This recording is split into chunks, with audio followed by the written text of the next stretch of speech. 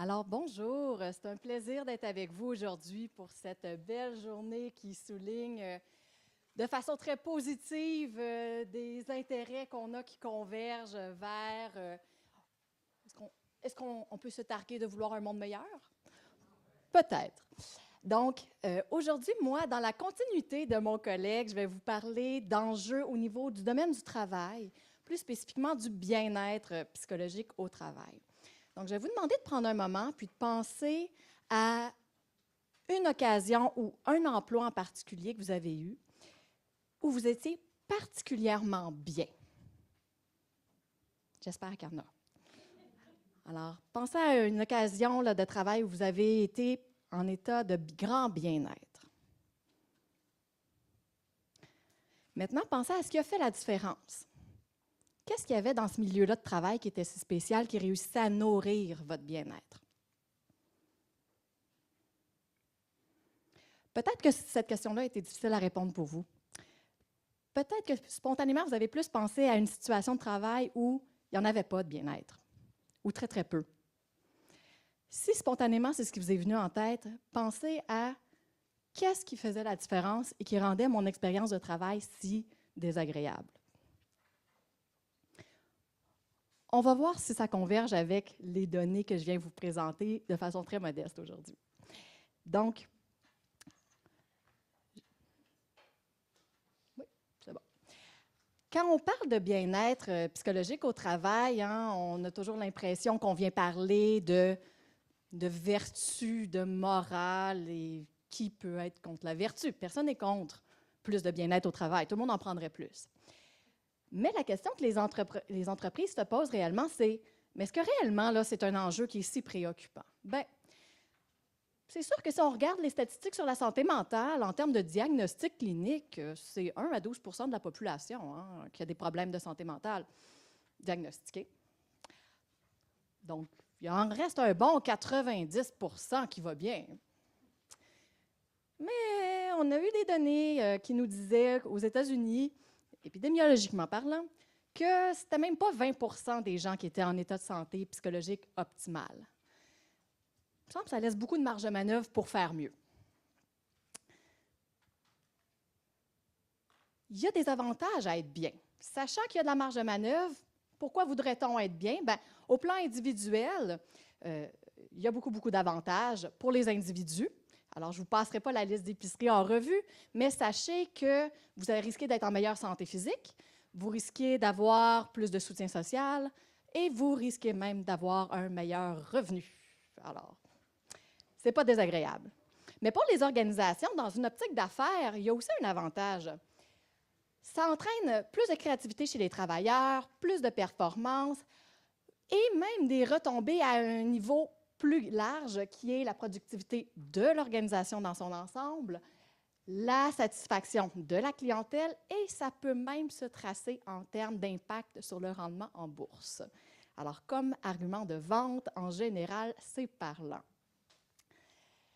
Mais c'est aussi, au-delà des bénéfices qu'on peut récolter de façon plus instrumentale, un enjeu d'entreprise en termes de responsabilité sociale. C'est très à la mode, la responsabilité sociale dans les entreprises.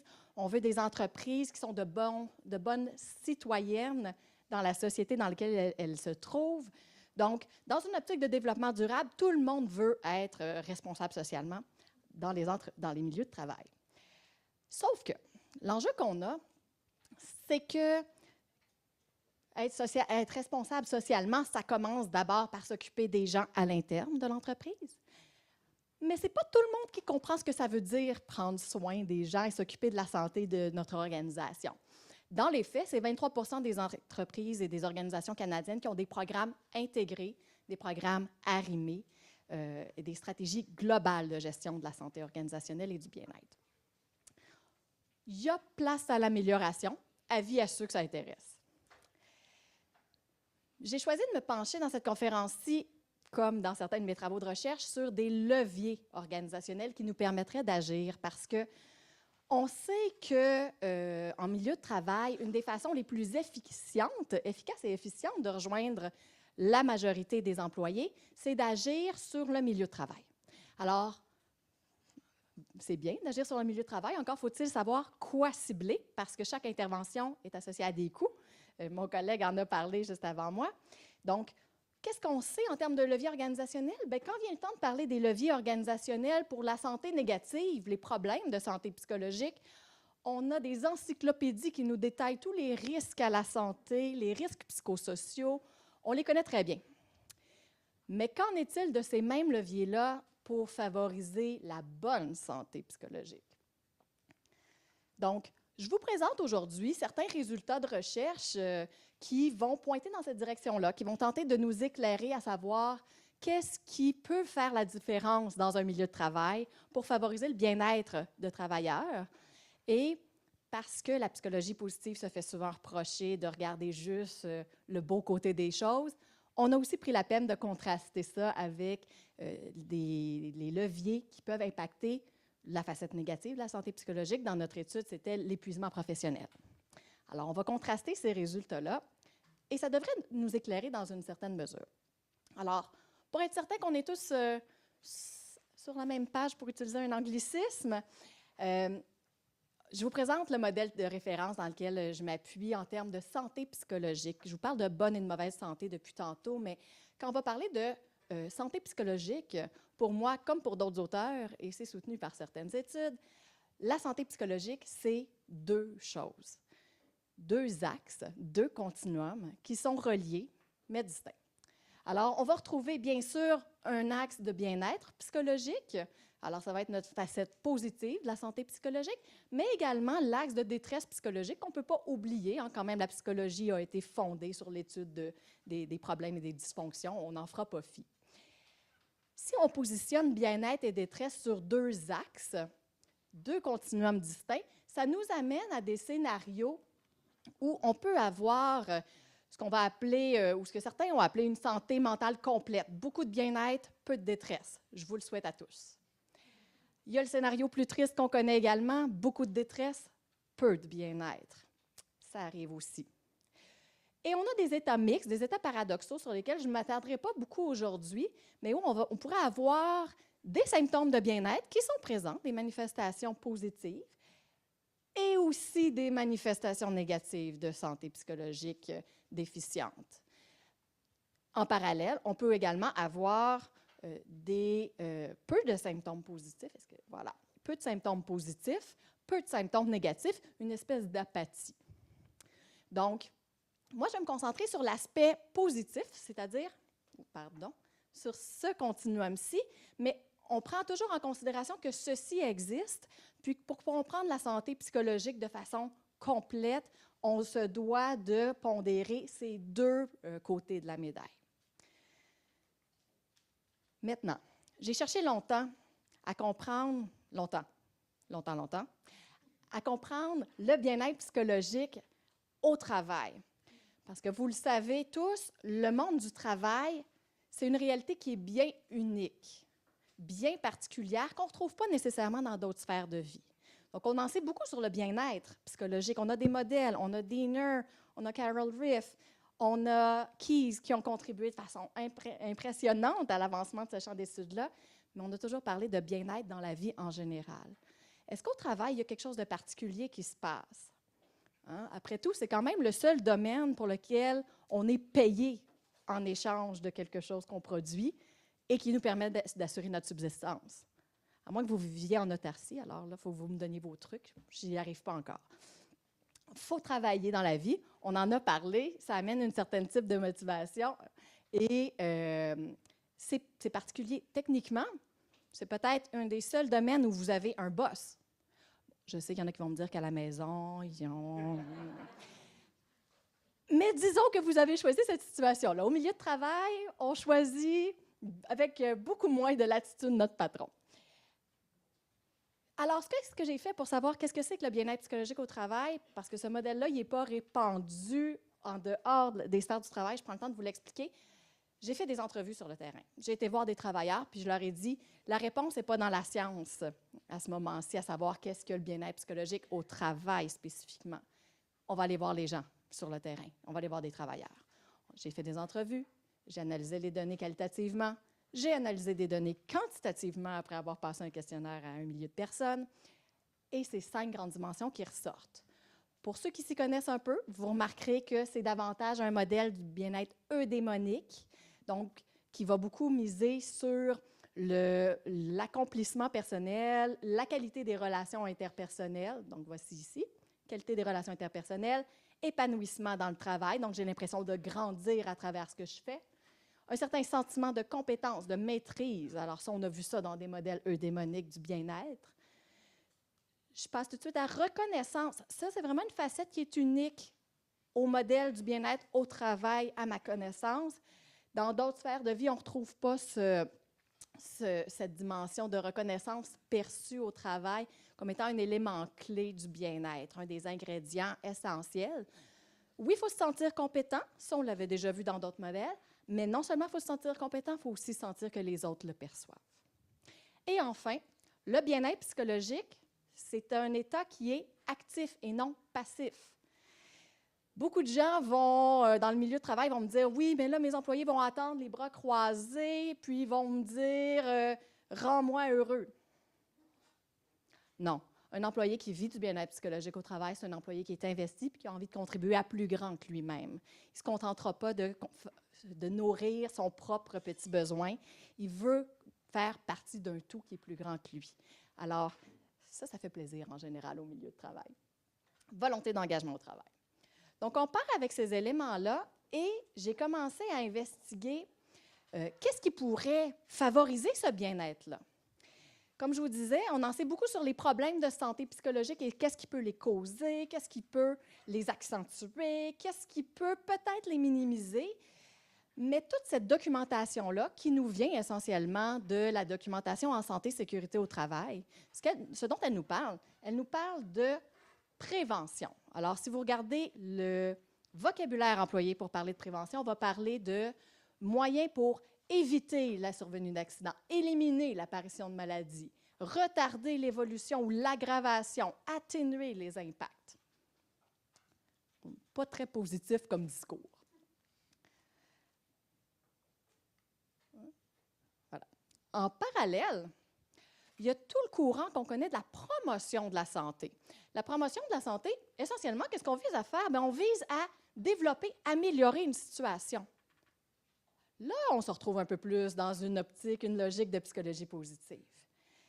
Et de façon intéressante, la promotion de la santé, ça évoque davantage aller vers une situation souhaitable. Alors que la prévention, c'est s'éloigner de un but d'approche, un but d'évitement.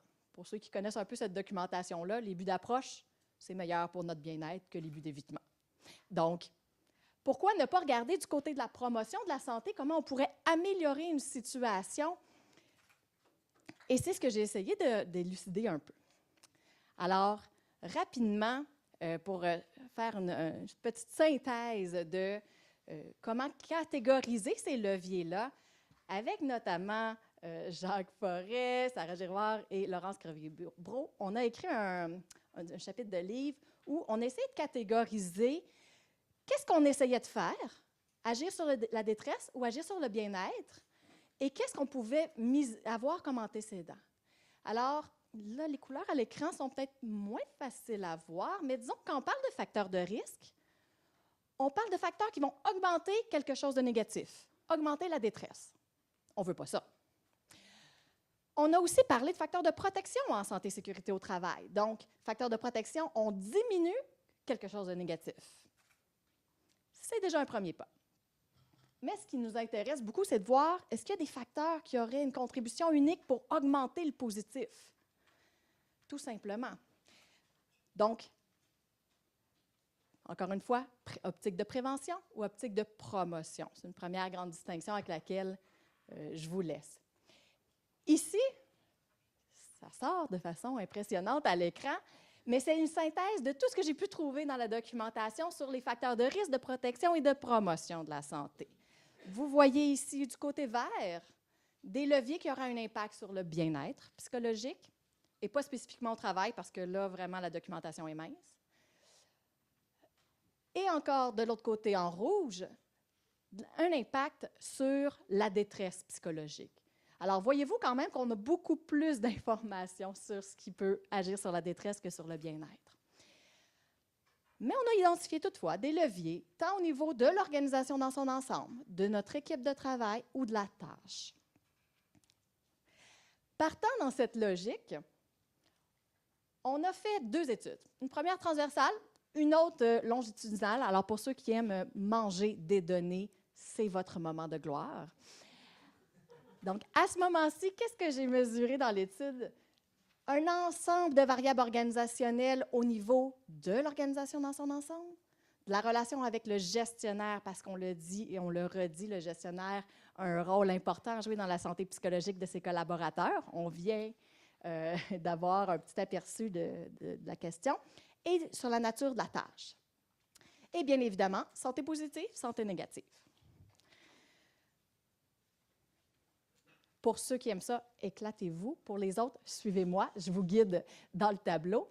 Donc, on a fait des statistiques parce que qu'est-ce que ça fait des chercheurs? Ça cherche.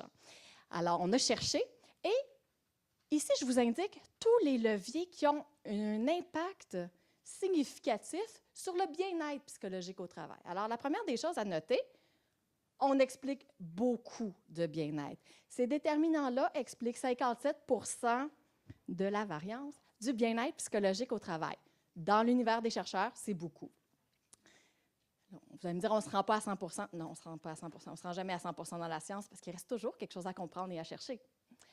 Donc, tous ces leviers-là favorisent ou seraient des facteurs de promotion du bien-être psychologique. Soutien à l'autonomie du gestionnaire, donc qui est relié aux 3 besoins dont Jacques vous parlait. Excusez-moi, ça a décalé ici. Contrôle, attendez un petit peu. Leadership, oui, je suis désolée, ça a tout décalé, mon animation ne fonctionnera pas. Le soutien organisationnel perçu, différents types de justice également, et au niveau du travail, l'attitude décisionnelle, donc jusqu'à quel point j'ai de la marge de manœuvre pour faire mon travail comme je le souhaite, et le soutien de mes collègues et reconnaissance en dessous. Voilà, sans grande surprise. Il y a des éléments qui entravent le bien-être également. Alors, voilà, ici on le retrouve. Contrôle psychologique du gestionnaire et leadership laisser-faire, c'est-à-dire absence de leadership, un leader qui ne prend pas son rôle de leader, qui ne joue pas son rôle de leader. Et regardez ce qui se passe quand on essaie d'expliquer l'épuisement professionnel, la facette négative de la santé psychologique. On est beaucoup moins capable d'en expliquer. On arrive à 36% de variance expliquée, ce n'est pas beaucoup. Et voyons voir si ici ça fonctionne. Oui. On a seulement que le soutien organisationnel perçu qui se démarque comme prédicteur. Donc, le fait de sentir que mon organisation se soucie de moi et puis me soutient dans l'exécution de mes tâches et de mes responsabilités, ça contribue à diminuer l'épuisement professionnel. C'est une bonne nouvelle, mais remarquez qu'il y a beaucoup moins de prédicteurs que dans le cas du bien-être.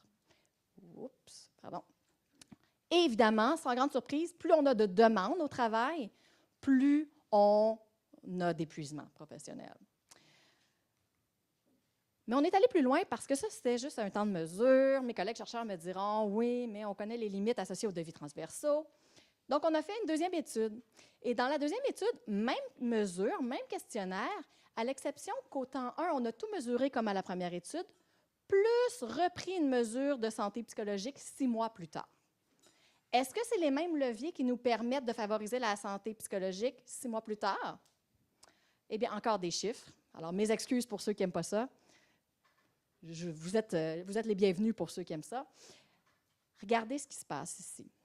Une fois qu'on contrôle pour le niveau de base, là, notre bien-être il y a 6 mois, c'est sûr que ça va expliquer beaucoup notre bien-être au deuxième temps de mesure. Une fois qu'on enlève ça, j'explique 9% ici du bien-être psychologique au travail et c'est juste le contrôle psychologique qui inhibe ou nuit à mon bien-être psychologique au travail 6 mois plus tard. Le reste, c'est des prédicteurs marginalement significatifs. Là. On va continuer à investiguer ça. Quand vient le temps de regarder la détresse ou l'épuisement professionnel, j'explique juste 5% de la détresse avec mes leviers que j'ai mesurés ici.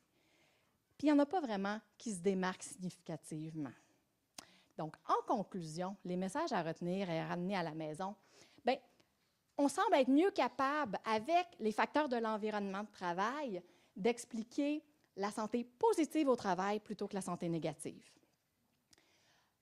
Donc, tant au plan transversal que longitudinalement, c'est toujours à peu près le double, presque le double qu'on explique.